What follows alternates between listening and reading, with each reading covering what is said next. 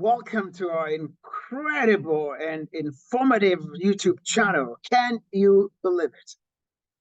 Here, we make every effort to address complex and not so complex sociological, psychological, and theological issues, sometimes political issues about life on God's green earth. We believe that all truth is God's truth, whether that truth is found in the social sciences and mathematics, physics or chemistry or even biology. Our premise is founded on the basis that all truth is God's truth, and it's our responsibility to find it wherever it may be found, analyze it, and share it with all creatures, big and small, on God's green earth. Is divorce the unforgivable sin? We've been looking into the issue of love, marriage, and divorce, and we have been asking the question, is divorce ever permissible? We looked at the biblical foundations of marriage from the book of Genesis and concluded with the words of Jesus and Apostle Paul in the New Testament. Dr. Th.D. addressed the subject of divorce from a theological perspective and from a pastoral perspective. But I want us to dig deeper, dive deeper into the ocean floor, and under that pressure, be able to scoop up some fine sand and bring it up to the inspection, to the top of the ocean for inspection. We want to look into the text and discover the hermeneutica aspect of these texts. I want us to dig deeper and to do an exegesis of the text and ask ourselves the not so obvious questions that emerge from the selected text found both in the Old Testament and the New Testament. Those of us who've been divorced or have divorced may feel like damaged goods. The stain and the sting of divorce can easily leave one feeling lonely, sad, depressed, and with many unanswered questions. For instance, now that I'm divorced, will I go to heaven? Or now that I'm divorced, does Jesus love me? Am I going to lose my salvation? Or I have been divorced. Can I even serve in the church? How will the older board see me? I'm now divorced. What am I going to do? I did not initiate the divorce. I did not have an affair, but my partner wants to go his way. What happens to me and to my calling? These are real questions, friends. And I do think that there has been a lot of misunderstanding within the Church of Christ around this concept of divorce.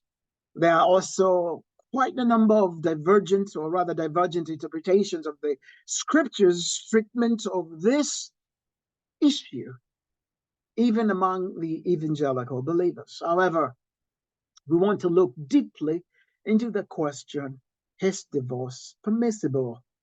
Are there allowable reasons for divorce that can be granted on Scripture? What constitutes of a biblical divorce? Can we make a case for divorce?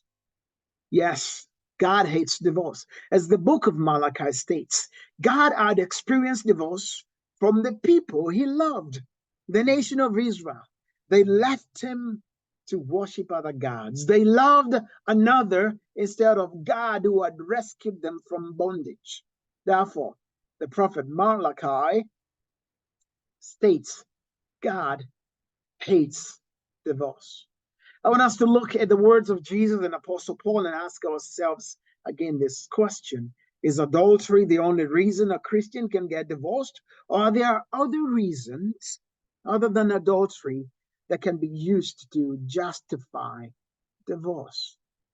A few days ago, I read a newspaper from Kenya about a judge who had granted divorce to a couple based on the erosion of love and feelings. The judge argued the love and feelings for the couple had faded in the heart of the plaintiff, and therefore he granted the divorce. We all know the love and feelings are not constant. This come and go. They're not permanent at all. These are not permanent factors in a marriage, and therefore One cannot base a marriage on feelings and emotions. That's common sense, right? In these United States, when love fades, many file for divorce under the cause of irreconcilable differences. For God's sake, who does not have irreconcilable differences with his or our partner?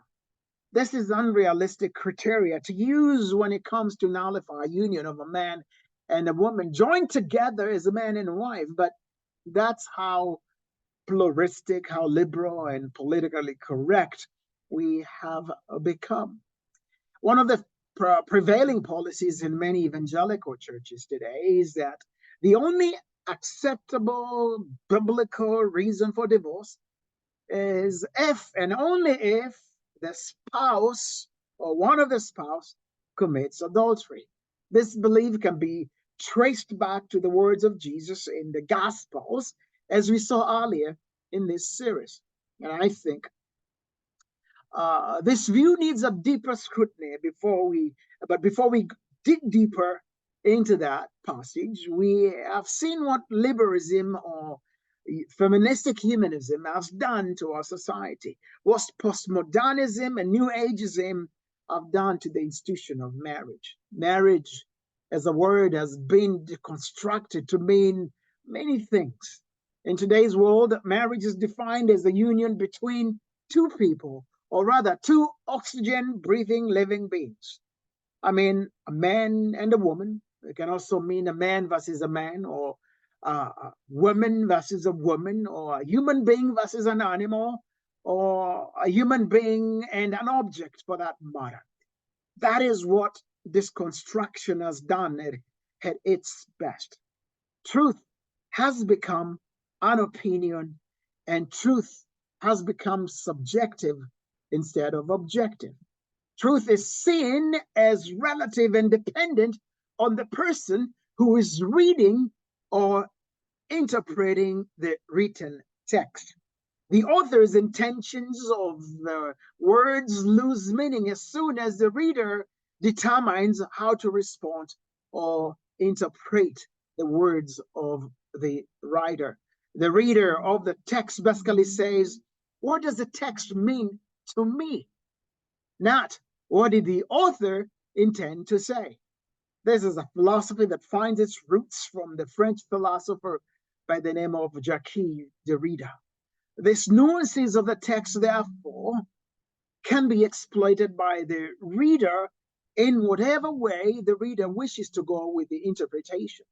You find this distortion of truth in the church today as many preachers and pastors in the pulpits or podiums begin to ask the question, what does the text mean to you? Instead of what is God saying through the text. You see, our cultures and our philosophies must be submissive to the will of God. The Bible must judge our cultures and our motives, not the other way around. God's truth is not relative, it's not objective, because it comes with authority from the creator of the universe and the sustainer of life. He who said, let there be, and there was. So I think strongly that we Christians today have let our cultural sensibilities overshadow God's view of truth. We have let our cultural opinions overshadow God's view of what divorce is. We have watered down what God intended for us with political correctness and pluralism and philosophies of this new world. My truth has become irrelevant, or rather, my truth, your truth is what goes today. We have diminished the value of truth to personal opinions. We equate truth to opinions, and we seem to be okay with that. Well, we see this happening to the Pharisees in Jesus' day as they try to trap Jesus with a question about divorce in the book of Matthew. Notice that their question was driven by their cultural understanding of divorce. This happens a lot in our society. We want to know so badly if it is spiritually okay to divorce and still be cool with Jesus. We want to know how far we can stretch the elastic band before it snaps. How far can we get close to hell and not feel the burn? How close can we get to the fire before we begin to scorch our skin? Can we hang out on the outskirts of hell and still make it a heaven? No matter where you find yourself today, whether in Africa or Asia or Europe or in the Americas, it is obvious that the pendulum of our society is swinging in favor of liberalism. The pendulum is swinging on a divorce on demand approach. If feelings fade, whether they are children or not, the pendulum is give it to me. Sign the dotted line. My heart does not love anymore. Therefore, let's find another. Let's find some more love. Let's go different directions. Marriage to some seems to have lost its purpose. You should hear the reasons why people divorce today. And this range from A to Z. According to a study done by Forbes magazine, it states that about 48% of all divorces filed in the United States, they are filed under a no fault as a reason for the separation, which is the same as irreconcilable differences. We couldn't just get along. However, the reason many marriages are in such bad shape for most of church attenders today is not because of the judicial system, as some may argue. It's not because of the liberals, as some may want to blame them. It's not because of Hollywood and the movie world, but I believe it's because Christians have given up on what Jesus said about marriage and listened instead to the voice of our culture. When Jesus answered the divorce question that the Pharisees were trying to trap him with, he appealed to the original blueprint. Jesus was part of the three-person team that invented marriage back in the book of Genesis. In Genesis chapter 2, we see God establishing marriage, and the relationship is defined by intimacy and partnership. The first couple is named Ish and Ishah, Adam and Eve. And to strengthen this union, the similarity of the names in this particular text seems to reinforce God's desire for marriage to be a beautiful and a lifelong partnership between a man and a woman. However, the project went off the rails by the time we get to Genesis chapter 3. Through the text of the book of Genesis, we see God's provision for marriage battered by deceit, by blame, by power struggles, polygamy, and even infidelity. We therefore can argue that every divorce that you may have known of or may hear of is the product of sin. Before there was ever a breach between a husband and a wife, divorce is a breach in the relationship between that person and God. Divorce begins to happen when there's little drifting of affection, when hostility begins to form deep inside, and when the two begin to get a little bit farther apart and a little less loving and a little less communicative and a little less tender and a little less forgiving and a little less understanding. And the negative conditions continue to grow. Pretty soon one says, I don't give a rip anymore. I don't care about this person that I went to the altar with. And in fact, one may even wish them ill, as they say, I am done with this. So, are there biblical grounds for divorce? There are grounds for divorce laid out in the scriptures, and we want to discover this and dig a little bit deep and discover what these are.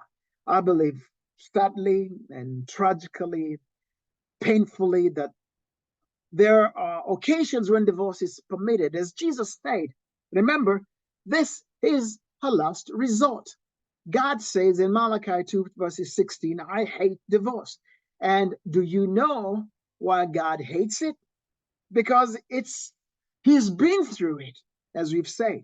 He knows the pain of betrayal when his people walked away from their covenant relationship. So God feels it deeply if one spouse commits a terrible sin against the other. I believe the spirit of the scriptures is to seek reconciliation and divorce. I want to continue digging deep into this text and look at the background of what Apostle Paul, what Jesus and the Old Testament lays, and the background as the reasons for divorce.